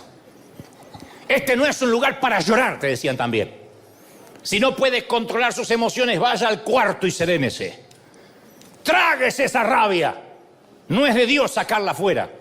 Y esas voces me persiguieron durante mi juventud. Entonces yo de niño crecí rodeado de esos filtros espirituales que succionaban, reprimían la vida de la iglesia. Era como que Dios hubiese creado un mundo con sabores deliciosos, condimentos, especies exóticas, postres, pero en la iglesia solo se podía comer arroz blanco y sin sal. Era desabrida la vida de la iglesia. Las luces, las pantallas, la buena música, la escenografía, un piso lustrado, hasta el prepararse para predicar con excelencia, todo eso era propiedad del diablo. Fui a una iglesia donde había luces y había muchas pantallas, todo lo que le gusta a Satanás. Y a mí también. Si compartimos la creencia con los demonios, no podemos compartir algunos gustos. Y si un predicador, esto no me lo olvido más, se preparaba intelectualmente, que ustedes veían que tenía un buen léxico, buena dicción, inflexiones en la voz, ahí sospechábamos, usa vanas filosofías humanas, no tiene unción. Porque para nosotros unción era pasar al estrado sin saber qué decir, llenar los huecos vacíos con gritos, con frases trilladas, yo no sé por qué estoy diciendo esto, retar a la gente, exhortar. Si te preparabas, eras alguien que no dependías del Espíritu Santo. Entonces nuestra iglesia era en blanco y negro, no tenía matices. Leonardo da Vinci dijo alguna vez, la persona promedio mira sin ver, oye sin escuchar, toca sin sentir, come sin saborear, inhala sin percibir y habla sin pensar. Entonces, antes que se abran los ojos de nuestro espíritu, nuestro mundo siempre es en blanco y negro. Yo provengo de un mundo en blanco y negro. Eso científicamente se llama acromatopsia. Me encantó ponerle este título al mensaje porque ningún religioso lo pudo criticar porque no tenían cuerno qué idea significaba. Y empecé a poner nombres así. Uno me puso, te reprendo por las dudas. Por la duda, porque no sabía.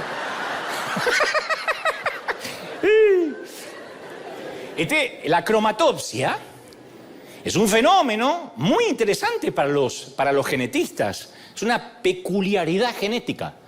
La cromatopsia también se llama monocromatismo.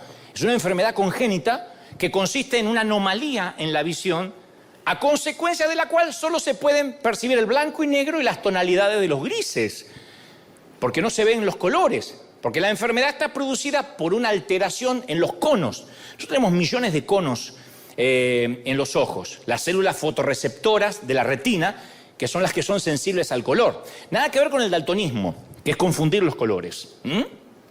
Estoy hablando de la gente que ve en blanco y negro. Y yo me pregunto si algunos cristianos no sufriremos ese mismo síndrome, pero no en la vista, sino en el alma. Porque en mi caso tuvieron que pasar muchos años, muchísimos, antes de que tuviera el valor de cuestionar por qué veíamos el evangelio monocromático, de un solo color o de dos colores, blanco y negro. Hace poco leía, verídicamente, escuchaba, mejor dicho, la historia de una congregación que quitó las canciones, estas que cantamos nosotros, las juveniles, y empezó a cantar himnos viejos. Dijo, no quiero que se canten más canciones nuevas, modernas, vamos a los himnos viejos. ¿Por qué? Porque la gente con las canciones se deja llevar por las emociones. ¿Y? Si fueran del diablo las emociones, ¿por qué nacimos con ellas? Las emociones no son del enemigo. Entonces mi pregunta ¿es posible que los cristianos podamos ser alegres sin que parezcamos necesariamente superficiales o carnales?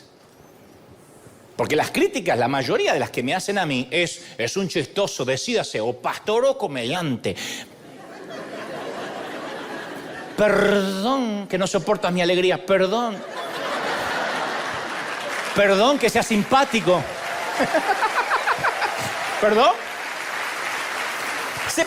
A ver, ¿es posible que sintamos tristeza sin que nos culpen inmediatamente que nos falta fe, que somos carentes de fe o pocos espirituales? ¿Es posible que nos enojemos alguna vez sin cometer una infracción bíblica? Claro, si vemos a Dios como un filósofo estoico, impasible, inconmovible, vamos a suponer que tenemos que ser iguales. Pero si uno va descubriendo un Dios expresivo, que muestra toda una amplia gama de emociones, entonces nuestra vida opaca, gris, en blanco y negro, hasta ofende. Es una aberración hacia nuestro Dios. Si uno abre el libro en el primer capítulo de Génesis, no vas a pasar mucho tiempo sin tropezarte con un Dios que se alegra, se deleita en lo que crea. Después de cada día de la creación, la Biblia dice que él caminaba unos pasos hacia atrás y decía, perfecto, me gusta lo que cree, me deleito en el resultado. Y a lo largo de todas las escrituras, Dios experimenta sentimientos intensos de felicidad, de alegría. Cuando ve a su pueblo actuando de una forma que lo honra, hay una alegría irrefrenable en él. El Dios de la Biblia se ríe, canta con deleite. Sofonías 3:17 dice, se gozará sobre ti con alegría, callará de amor, se regocijará sobre ti con cánticos. O sea, cuando Dios te mira, no puede hacer otra cosa que ponerse a cantar.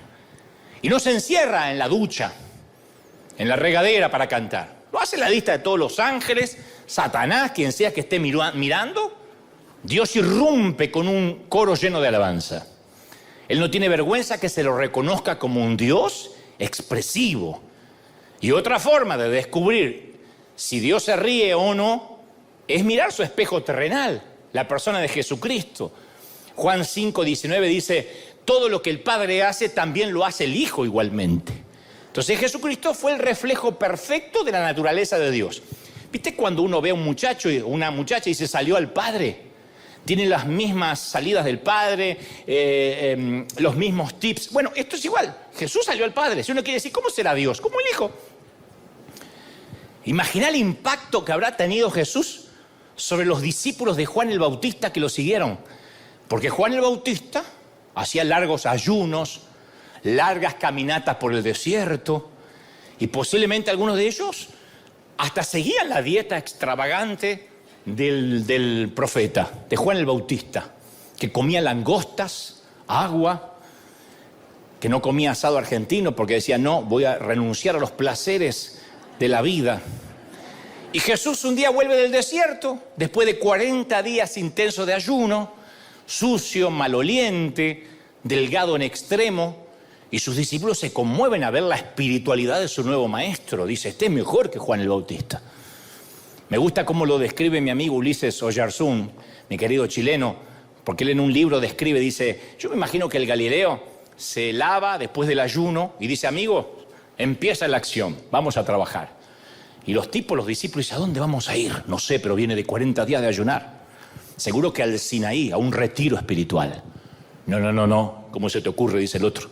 Nos dirigimos al desierto, al Jordán, y seguramente comenzaremos una comunidad para orar y ayunar. Y Jesús los ve discutir y dice, ¿por qué discuten tanto? Hoy comienza el discipulado y no hay mejor lugar para empezar que el matrimonio, la boda de mi primo Lucho, que se casa hoy en Caná de Galilea. Nos vamos de fiesta. Los discípulos no lo podían creer. Y entonces la gente recibe a Jesús en la fiesta con alegría, porque Él es un hombre que vive con intensidad la vida, irradia la felicidad. Y cerca de la noche, conocen la historia, se corre el rumor que se acabó el vino.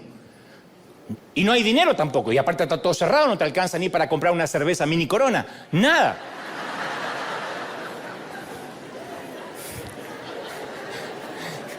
Entonces el Galileo hace llenar 6 tinajas de agua y convierte más de 600 litros de agua en el mejor, esto tengo base bíblica, otro día se la doy, en el mejor vino Malbec de Mendoza, Argentina, que ya existía. Acá creen cualquier cosa. Y yo imagino la mirada de Jesús cruzándose con los pávidos jóvenes que lo siguen. Les guiño un ojo y después de transformar el agua en vino les invita a unirse a los varones al baile.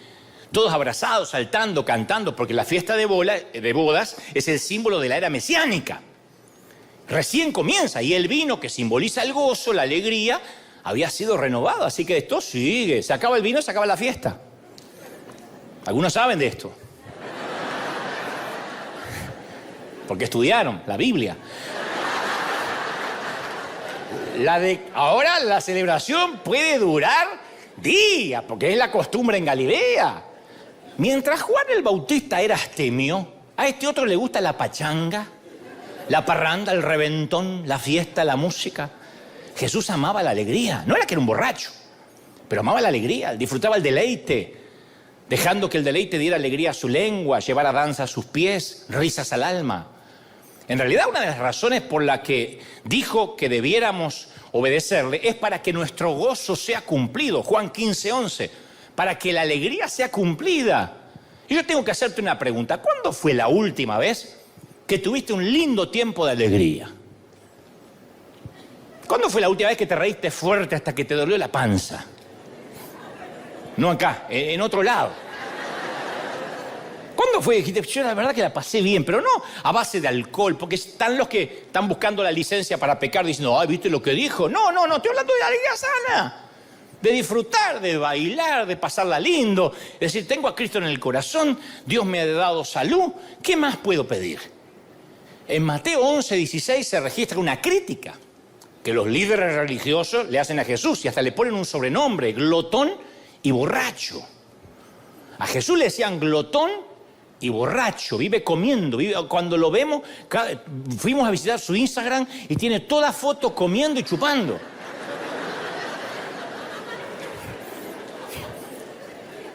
Y Jesús, con esa agudeza que lo caracteriza, les dice, ¿a qué compararemos esta generación? A mí se me ocurre que es semejante a los muchachos esos que se juntan en la plaza y dan voces a los compañeros, diciendo, os tocamos flautas y no bailaste. Os endechamos y no lamentasteis. ¿Por qué? A ver, vino Juan, que no comía, que no bebía, que era aburrido, y dicen, tiene demonio. Viene el Hijo del Hombre, que come, que bebe, y dice, aquí un hombre comilón y bebedor de vino, amigo de publicanos y pecadores. En otras palabras, Jesús dijo, ustedes se parecen a esos que se sientan en las plazas a escuchar música. Les tocamos un tema de Marc Anthony y no se mueven ni se alegran, dice el mundano. Le ponemos música de Maluma, Bad Bunny, Nicky Jam y tampoco lloran. No hay cómo agradarlos. En síntesis, la crítica a Jesús es resultado de que los fariseos no soportan la idea de que Él sea un ser humano normal, corriente. Y la acusación va por partida doble. Una, por su indiscriminada manera de vivir, fíjate con quién se junta. Es increíble que muchos creyentes ponen en las redes, me ponen a mí cuando estoy con algún artista entrevistándolo, dime con quién anda. Se olvidaron de Jesús, que no se juntaba con los religiosos, compartía con pecadores. La otra crítica, que era amigo de la buena mesa, del buen asado. Imagínate un niño. ¿Qué tipo de persona le resulta tan atractiva a un niño? El niño no tiene filtro. Definitivamente un niño no se acercan a las personas con cara de pitbull, que solo ladran. Hablo del perro, no del otro que también ladra. No se acercan a los ungidos con limón. Un día van a venir todos los reggaetoneros juntos y no nos va a quedar iglesia, te digo, ¿eh? Pero a Jesús lo buscaban los niños, lo querían, lo abrazaban. Y es porque enseñaba con una simpleza, con una gracia, que desde el teólogo hasta el niño, hasta el analfabeto, el letrado, entendían su mensaje. Y enseñaba con alegría, con gozo. Y esa gente que estaba golpeada de la vida durante toda la semana, escuchaba las buenas noticias del Galileo. No era un evangelio light. Es que Jesús estaba feliz, decía, mi carga es ligera. Claro, también habló de llevar la cruz y hemos predicado eso tantas veces, pero estoy hablando de las emociones. Él no dijo reprímelas. Y él tenía una genialidad, un pragmatismo, una simpleza a la hora de enseñar. Y usó mucho la ironía en las imágenes pedagógicas. Utilizó la hipérbole, el contraste de las imágenes. Tomaba los elementos de alrededor. A los pescadores le hablaba de peces, a los hortelanos de semillas. Él hablaba a las mujeres de monedas perdidas, a los pastores de ovejas. Todo se convertía en material para sus ilustraciones. No se puso a hablar necesariamente de lo escrito en los rollos de los profetas. Una sola vez leyó el rollo de Isaías dentro de la sinagoga. Después hablaba de las cosas de la vida, que todo el mundo lo podía entender. Pero es que no lee la Biblia, la menciona de memoria. Hay gente atada a esas boberías. Nadie califica al cielo por leer la Biblia, sino por practicarla, por vivirla, por ser parte de la dinámica de vida. Alguien tiene que decir amén. Y a Jesús lo acusaban de borracho, de glotón, porque la envidia de los fariseos era tan grande porque se estaba ganando el corazón de la gente. Y se lo acusó de ser un hombre alegre. A Jesús se lo acusó de ser un hombre alegre. Y pasaron 2022 años. Y yo pregunto, ¿de qué se acusa a los evangélicos hoy? ¿De qué se los acusa? A los cristianos, ¿de qué se los acusa? ¿Se nos acusa de ser personas demasiado felices? ¿No discriminatorias? ¿Se nos acusa de ser como Jesús, escandalosamente inclusivos? Fíjate que en todas las iglesias cristianas reciben a todos y todo es una alegría y todo es fiesta. ¿De verdad? Se nos acusa como a Jesús de aquellos que viven con intensidad, contagian al que está al lado. ¿Nos estarán acusando de lo mismo que a Jesús? Porque si nos acusan por todo lo contrario, por ser ungidos con limón, por odiar al que piensa distinto, entonces no estamos conociendo a quien decimos adorar. Si nos empiezan a acusar de que estamos siempre con gente rota, con mundana, a mí me fascina cuando dice cada vez te veo más mundano, cada vez estás más con la farándula, te estás perdiendo. Yo miro quién me está criticando y digo, voy bien, porque si yo hace mucho que no choque con el diablo es porque voy en la misma dirección. Si me lo choco de frente digo, voy bien, voy bien, voy bien. Y miro de qué acusaban a Jesús. De lo mismo que a River. Me encanta. Somos una iglesia maravillosa que los religiosos no toleran. Segundo, si Dios no es un Dios en blanco y negro, y si es un Dios que es alegre, también se entristece porque tiene emociones. Cuando Jesús fue al sepulcro de Lázaro, no aparentó estoicismo. Lo hizo llorando. Sabía que lo iba a resucitar y lloraba. Cuando contempló a Jerusalén y vio a sus habitantes desorientados, malgastando su vida, lloró con lágrimas amargas de un padre angustiado. Su alma se conmovió y dijo, son como ovejas que no tienen pastor, están perdidos. Y nada se va a comparar a la angustia de su espíritu en la noche del huerto, en Getsemaní. Nunca la tristeza había conocido tal oscuridad. Nunca la tierra había probado lágrimas tan amargas. Nunca el espacio había sido honrado con gemidos tan agonizantes. Y al tratar de explicárselo a sus discípulos, Jesús dijo: mi alma está muy triste, en Mateo 26:38. Mi alma está muy triste hasta la muerte. ¿En qué iglesia te permiten decir estoy triste hasta con ganas de morir? Sin que empiecen a decirte dónde está la fe, hermano, la depresión es del diablo, salga de ahí. Jesús dijo: yo estoy triste hasta la muerte. ¿Sabes lo que es estar triste hasta la muerte? Esas veces, por ejemplo, que te fuiste a la cama y aunque tengas hijos, no tienes ganas de volverte a levantar más. Y después la culpa. Porque la iglesia nos dice todo el tiempo que eso es de Satanás. Yo no estoy diciendo que la depresión sea un regalo divino, pero son sentimientos que de pronto vienen, tristezas. Hay tristeza con razones y hay tristeza porque sí. Que uno no entiende porque se te juntan un montón de cosas, sentimientos encontrados.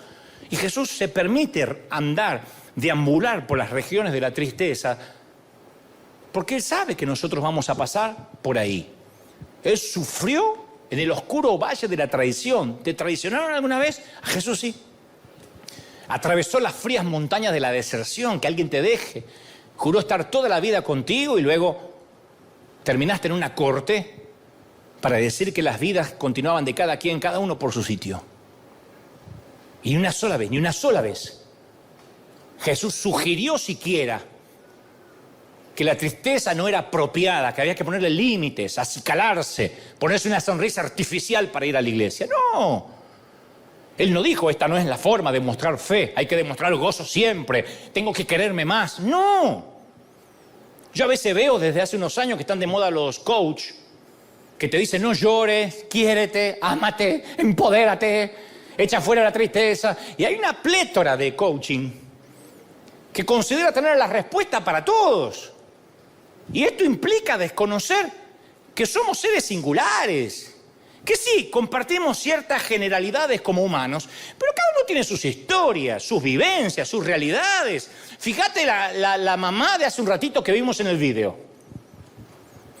Mirá la realidad de esa mamá. La nena le cortan el bracito porque tiene cáncer, se la saca al juzgado porque no tiene donde dormir. ¿Y qué le vas a decir? Empodérate, mujer. Vamos, vamos, vamos, sonríe, sonríe, sonríe. Que no tengo mi hija, vamos, esas son estupideces, vamos, mira para adelante. ¿Cómo le vas a decir eso? Ese optimismo forzado, imbécil. El tú puedes, empodérate. Cuando es una frasecita motivacional, es una imposición ingenua, necia. Porque hay un montón de frasecitas hechas que a veces las repetimos hasta el hartazgo, como si trabajar con seres humanos significara trabajar en serie, fabricar electrodomésticos. Entonces, con frases motivacionales no se resuelve el problema de base. No se modifican actitudes, conductas espirituales que se vienen desarrollando por años. Si querés, podés, no te permitas estar triste. Entonces, descontextualizar a la persona, no darme cuenta yo como líder que cargas con una mochila como yo la cargo. ¿Qué es la mochila? Tu historia, tu sistema de creencias, en la casa donde te criaste, ¿qué creían? Tus paradigmas, tus capacidades, tus recursos o la falta de ellos. Decirte, tú puedes. No respeta la subjetividad, la singularidad de quien tengo enfrente. Dios, todo lo podemos en Cristo que nos fortalece, sí. Pero no es repetir la frase como loro hasta que algo pase. Jesús se permitió llorar lágrimas puras, de una vida comprometida y llena de fe, pero lloró. ¿Quién pasa por la vida sin sufrir algunos golpes? Vive lo suficiente y te mostraré a una persona golpeada. Yo estoy hablando de golpes de las entrañas, esas que te dejan sin aliento y crees que no vas a volver a respirar como antes, ¿eh? ¿Y qué hace Jesús? ¿Qué hace Dios? Recoge las lágrimas, nuestras lágrimas, en una redoma. Pero es bueno que sepas que Él no mira la redoma como un científico llevando a cabo un experimento. Él mira tus lágrimas con angustia, con un nudo en la garganta. Mientras dice, tu dolor afecta a mi alma también. Voy a darle validación a tus lágrimas. Voy a recogerlas una a una. Yo cuando crecí llegué a suponer que siempre tenía que poner una sonrisa artificial. una sonrisa plástica en el rostro porque en la iglesia me retaban si no sonreía. Y me decían, hermano, todas las cosas ayudan para bien, todas las cosas ayudan para bien. No, así no actúa Dios. Porque la muerte de Lázaro actuó para bien. ¿Cómo que no? Fue la resurrección de un hombre. Pero ese hecho no secó ni una lágrima de Jesús. Entonces tenemos que permitirnos a veces llorar, respetar los duelos. Vienes del panteón, no voy a decirte salta, gózate, por ahí no tienes ganas. Y a veces es tanta la tristeza que no tienes ganas de leer la Biblia. No hay ganas de leer la Biblia. A mí me han dicho viudas, yo tengo ganas de agarrar una Biblia más en mi vida. A eso le voy a agregar la culpa de ahora te vas al infierno. Le digo, Dios te va a hablar de otra manera. Y no se equivoca el Señor. Le habla a través de una canción, un día se quebranta dentro del auto escuchando una música o mirando una película. O pensamos que Dios va a estar circunscrito a nuestras canciones. Dios te puede hablar con un tango, con un bolero. Me van a matar los religiosos, pero Dios hace lo que quiere y no hay quien diga qué haces. ¿Estamos de acuerdo, sí o no? Dios me ha hablado con películas. Y sí. O Dios va a decir, oh no, si no te metes en mi templo no te puedo hablar. Entonces hay momentos de tristeza y de alegría, sí, hay que vivirla, dijo el sabio Salomón, tiempo de llorar, tiempo de reír. Nuestro Dios también sufre, también llora. Y si Dios es un Dios que no es tan blanco ni negro, también se enoja. Ahora se empiezan a poner nerviosos, ¿no? Porque nos gusta más un Dios nice, que está siempre... No, ese es un hippie. Dios no es así.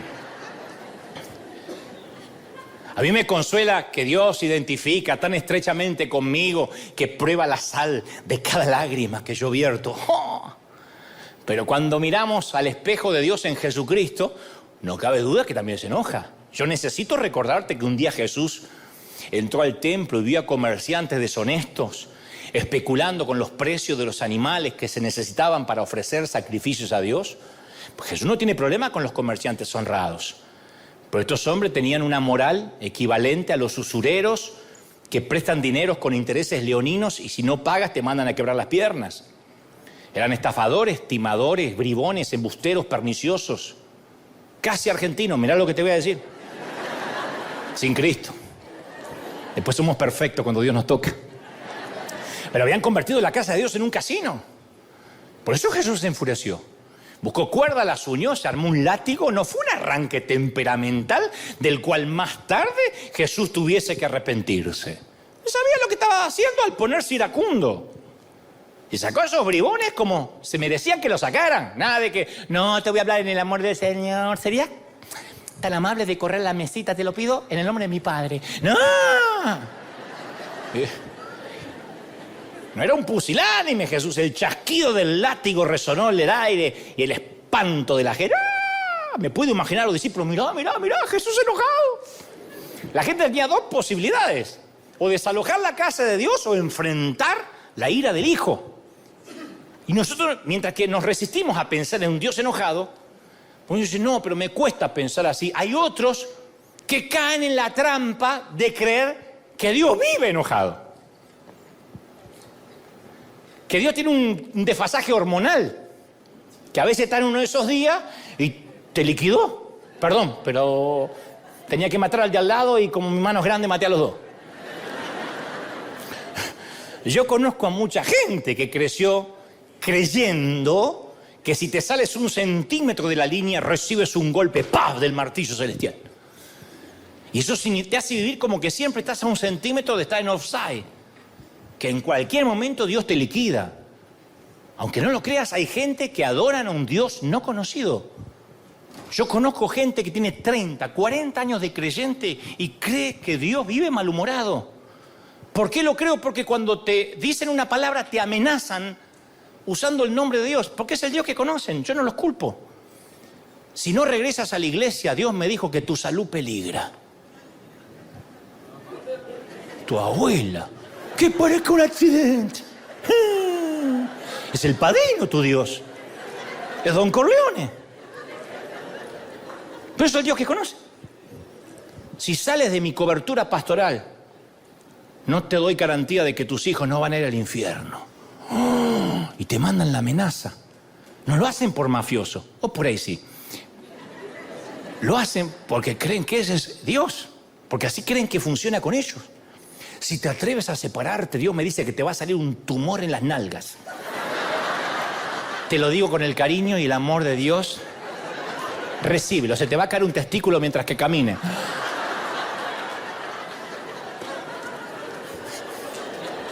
Si se te cayó el que se rió, no fue por una maldición, ¿eh? Yo suelo contar que uno de estos manipuladores una vez me llamó a nuestra oficina y dijo, dice el Señor. En ese entonces estaba Norma, una muchacha muy querida ahí de secretaria, y dice, Normita, Normita. Porque disfrazan con amor la amenaza. Igual que los mafiosos. Los mafiosos matan a un tipo y van a orar a la iglesia. En nombre del Padre, Hijo y Espíritu Santo.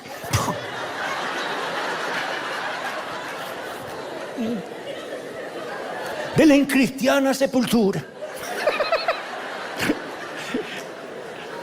Son igual, los que conocen ese tipo de Dios.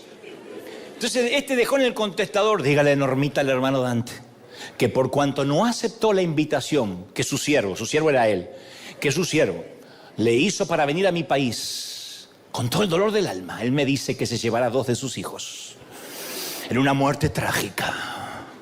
Dios se lo lleva por cuanto no aceptó la invitación de venir a predicar a mí. O sea, no le acepté la invitación a él, me mató 2 hijos, Dios, así nomás.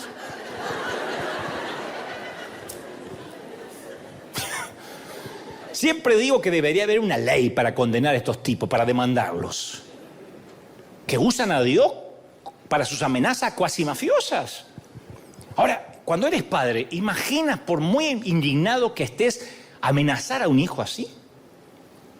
Decirle, te voy a matar, voy a orar para que te salga un cáncer porque no arreglaste tu cuarto, de verdad.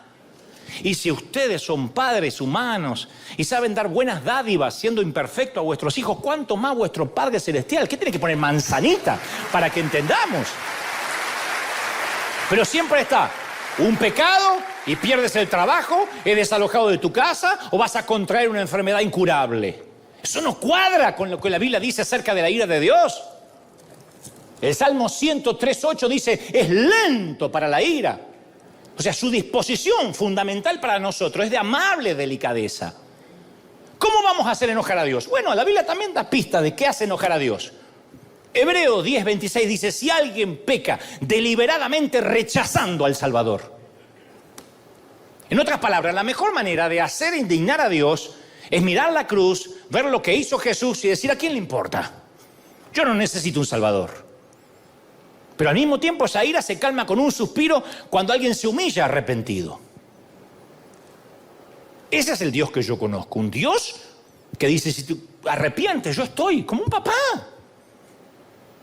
¿Qué papá no va a recibir al hijo por más lío que haya hecho su hijo? Y si este no es un Dios en blanco y negro, también es dulzura. En una ocasión yo estaba atravesando unas pruebas difíciles. Y la gente no suele decirme muchas cosas a mí. Porque, digo, aún los que están cercanos a mí no me dicen qué lindo esto, celebro tal cosa, porque todos creen que alguien más me lo está diciendo. Entonces la gente dice, ¿qué le voy a decir si todo el mundo lo debe decir? Y a veces no escucho ni las críticas ni los aplausos, no escucho nada. Y no tengo retroalimentación de nada. Y como todo ser humano, a veces me siento solo o que estaré haciendo lo correcto, alguien será bendecido con esta palabra, me habré preparado lo suficiente, habré estado calibrado con el corazón de Dios.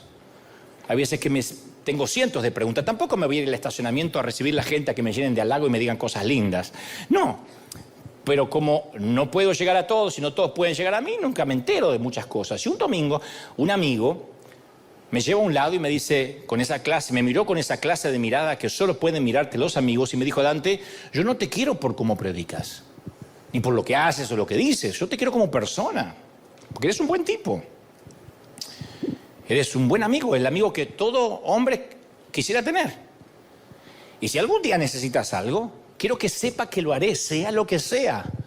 Haré lo que sea para suplir esa necesidad. Nunca tuve que aprovecharme ni usar ese ofrecimiento. Pero mientras que él me lo decía, se me hacía un nudo en la garganta y en mi espíritu sentí un impulso de orar y decir, Señor, ¿me estás dando un abrazo a través de él? Y tuve la seguridad espiritual que fluyó en mi alma en ese momento, que no me dejó dudas al respecto, que Dios me estaba abrazando. Era Dios que me estaba diciendo: lo que necesites, hijo, lo que sea, y me dio un abrazo. Y ahí sentí la dulzura intrínseca de Dios, que de chico no me la explicaron ni me la predicaron donde yo me congregaba. Cuando Él ve a alguien demasiado frágil, como yo me sentía en ese momento tan acerbo, tan álgido, Él encuentra la manera de mandarnos ángeles y decirnos que no estamos solos, como esta mamá del video que le dijo a la hija: mira, Dios se acordó de nosotros. Isaías 42:3 dice: Él no quebrará la caña cascada, ni va a apagar el pábilo que humea.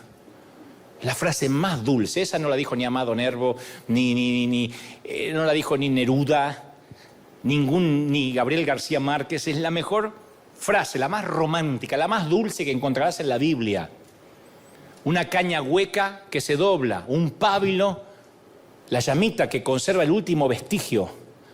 Son dos cuadros de debilidad que nos describen en muchas temporadas de la vida. ¿Viste cuando estás viviendo esos momentos que un movimiento equivocado y la caña termina quebrada y la llama extinguida? Una cosita más que te pasa cuando se juntan las tormentas perfectas, digo. Cuando te sientes solo, no tienes dinero, no eres correspondido, te destrozan el corazón y de pronto sientes que estás agarradito de un hilito de Dios. ¿Qué hace Dios? ¿Te termina de cortar? ¿Mata a los débiles? No, cuando llega Dios y ve los frágiles de su pueblo, balanceándose al borde de la desesperación, sin ganas de orar, sin ganas de adorar, que ya no sabe si eres cristiano siquiera, ¿sabes lo que hace Él? Los alcanza con un toque de dulzura que acaricia la caña y trae nueva vida a la llama moribunda. Él dice: voy a ser tierno contigo, voy a sanar tus magulladuras, lo que necesitas es dulzura y yo tengo mucha para darte. En realidad, pocas cosas frustraron más a los discípulos que la dulzura de Jesús. Ese mismo hombre que agarró un látigo y sacó a estos bribones del templo, ahora los confundía totalmente porque mostraba dulzura y ternura con un grupo molesto de niños. Está bien, deja que los niños vayan a ti, pero es necesario sentarlos en tu regazo. Tenía que abrazarlos. ¿Y los leprosos? Una cosa era saludarlos de lejos, pero Jesús se detuvo y los tocó. En esa época los leprosos daban miedo, haría vomitar a cualquier persona solo verlo. La lepra se come las extremidades, dedo a dedo, pedazo a pedazo. Si no se los come la lepra, se los comen las ratas mientras duermen. Le comen las manos. Y como no tienen sensibilidad, no se dan cuenta que las ratas le están comiendo las extremidades. Es la muerte a trozos. Si alguien sabía el significado del ostracismo, de la culpabilidad, de la discriminación, por Dios, eran los leprosos. Y aquí tenemos a Jesús, que sabiendo de su enfermedad, no solo hablaba con ellos, los tocaba.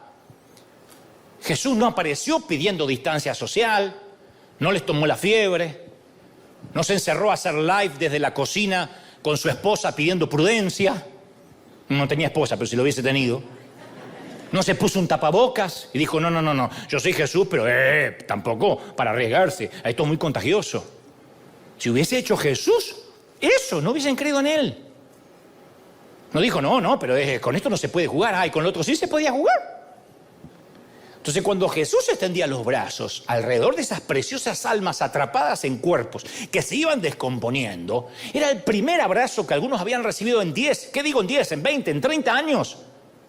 Los abrazaba. No les sanaba solo la lepra, sino el alma. Le mostraba afecto, ternura. Esta gente quizá no habían sido abrazados desde el seno de la madre. Ese es el lado tierno que muchos no conocen del Dios al que dicen adorar. Y algunos necesitamos eso porque solo hemos tenido asperezas en la vida, porque nos lastimaron nuestros adultos, nuestros padres, nuestros líderes. Sea que hayamos sido maltratados por un padre, por un cónyuge o incluso por un pastor, hay gente que lo único que conoció es escarnio, castigo, mofa, bullying. Llegas a la iglesia y te dan más de eso. Y Dios dice: no, en una relación conmigo vas a conocer mi dulzura. Y esa dulzura va a satisfacer tu necesidad de afecto, de cariño. Él te va a abrazar, Él te va a dar cariño, no te va a pedir que cambies, Él te va a abrazar. No me importa lo que otros digan con este mensaje, diga, está llevando a los cristianos al libertinaje. Yo conozco un Dios que da dulzura. Que yo quiero orar y digo, Señor, no sé qué orar. Dios me dice, no ores, abrázame. Te amo, dice el Señor. ¿Cómo no te va a amar, princesa, príncipe? Cuando uno conoce, mira, a un Dios alegre, triste, dulce, con un montón de emociones, ahí cambia nuestra vida cristiana. Te voy a compartir algo que te va a volar la cabeza. Ya uno dice, wow, entonces le puedo romper el corazón. Sí, porque no es un policía cósmico que está esperando con la moto escondido que pases un stop. No estamos hablando de un jefe insensible con un manual de reglas, de premios, de castigos y promociones. Estamos hablando del cristianismo, que es una relación apasionada, intensa, plenamente emocional. A mí me acusan de ser emocional. Y sí, yo me río, canto, bailo.